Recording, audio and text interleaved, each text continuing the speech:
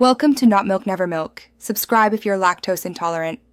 In this video, I will explain how to use low data in iPhone. To begin, open your iPhone Settings app. Navigate to Cellular, then Cellular Data Options, and toggle on Low Data mode. For Wi-Fi, go to Wi-Fi Settings, tap the information icon next to your connected network, and enable Low Data mode there.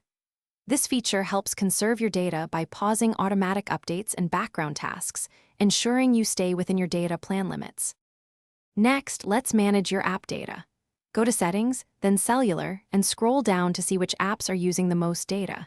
You can toggle off cellular data for specific apps you rarely use on the go.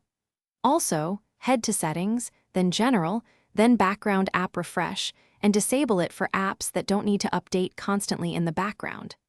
This simple step can save several megabytes of data daily. Optimizing media consumption is crucial. In streaming apps like YouTube or Spotify, adjust the video or audio quality to a lower setting, such as 480 pixels for video, when on cellular data. Also, go to Settings, then App Store, and turn off automatic downloads for apps and updates.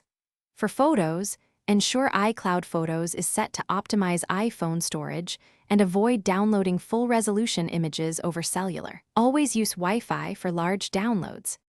Finally, adopt these extra strategies.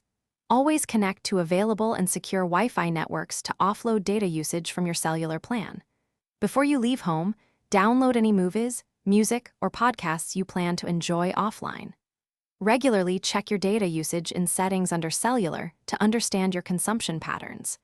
By combining these tips, you can significantly reduce your iPhone's data footprint and avoid unexpected overage charges.